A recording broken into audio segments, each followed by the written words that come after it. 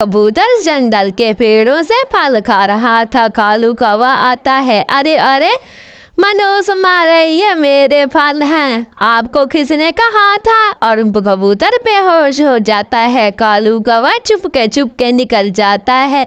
इधर से मीनू चिड़िया भी जंगल में पेड़ से हलने आई थी। अरे अरे ये कबूतर क्यों बेहोश पड़ा है? लगता है इसने वो फल खा लिया। ऐसा करती हूँ, मैं जाती हूँ नदी से कुछ पानी लेके आती हूँ, इसको डालूंगी, कुछ होश में आ जाएगा। मीनू चिड़िया भागे भागे नदी से पानी ले जाती है और कबूतर को जाके डालती है एक एक तिनका, क्योंकि कबूतर बेहोश पड़ा था। और कबूतर आंखें खोलता है। ऐसे ही मीनू चिड़िया देखती रहती है और आंखें खोलता है। अरे कबूतर भाई, क्या हुआ था? उठ जाओ। अरे कबूतर फिर जाग जाता है। अरे अरे कबूतर भाई, बताओ ना क्या हुआ? कबूतर सारा माजरा बताता है कालू कौवे का। हाय रे, चलो मेरे साथ, मैं अपने घर तुझे ले जाते हूँ। अच्छा, दूसरे जंगल से आए थे। कबूतर सारा कुछ बताता है। मीनू चिड़िया तो हक्की बक्की रह जाती है। अरे अरे ये कालू कौवे भले ही बदमाश हैं, आपको कैसे ही मारा? अच्छा कबूतर, मैं आपको सूखा दाना देती हूँ। मीनू चिड़िया सूखा दाना देती है। कबूतर 2 दिन से भूखा था तो खाना खाना शुरू कर देता है। कबूतर भाई मेरे साथ रहो, मेरे घर में सिर्फ मैं हूँ। ऐसे ही कबूतर मीनू चिड़िया का दोस्त बन जाता है, उसको हरियाली से मिलवाती है। कबूतर भाई अब हरियाली से मिलो, ये भी मेरी पड़ोसन है। हरियाली, ये देखो कबूतर दूर जंगल से आया है, लेकिन कालू कौवे ने बहुत ही ज्यादा बुरा किया। और मीनू चिड़िया सारा माजरा हरियाली को बताती है। ये ऐसे ही फिर सारे पंछी आपस में दोस्त बन जाते हैं और जंगल में जाते हैं। जंगल में फलों की बिल्कुल कमी थी। वो एक ही पेड़ था जहाँ पे कालू कौवा हर किसी को आने नहीं देता था। फिर मीनू चिड़िया और हरियाली कबूतर ऐसे ही दोस्त होते हैं। ऐसे ही दिन गुजर जाते हैं।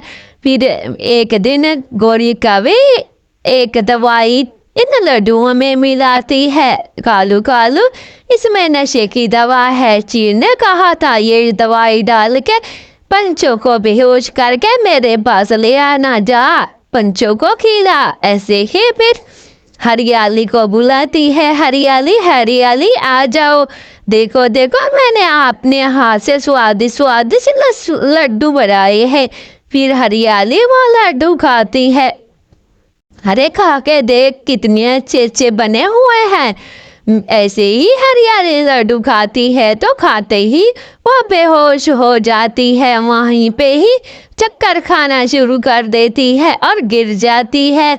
हाय हाय, कालू दवाई काम कर गई, बेहोश होते हैं।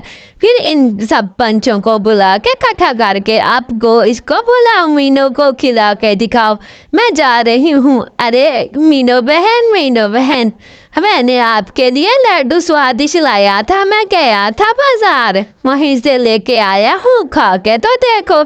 मीनू चिड़िया भी इन लड्डू को देख के हक्की बक्की रहती है और खाती है। हाय रे, बड़े ही स्वादिष्ट लग रहे हैं और उसको चक्कर आना शुरू हो जाते हैं। ऐसे ही गिर जाती है। दवाई इसकी काम कर रही थी। अब तो हमारा खेल पक्का, अब हमें ज्यादा पैसे देगी वो चील। ऐसे ही फिर कोरी का भी एक प्लान बनाती है। कालू कालू सारे पंचों को शाम को दावत भी बुलाओ, मैं नींद की दवाई उन दावत के फलों में डाल दूंगी। कालू भी कह रहा था, हाँ हाँ बड़े ही पैसे देगी चील, हाँ मैं सोने का हार बनवाऊंगी कालू। कबूतर पीछे से चुपके सुन रहा था। अरे मैं जाता हूँ, सारे पंचों को बताता हूँ। जब घर जाता है तो कभी पहले से बैठी होती है दावत के लिए। पंचो आज शाम को मेरे घर जरूर आना, मैं आपको लोगों के लिए बड़ी दावत रखी है।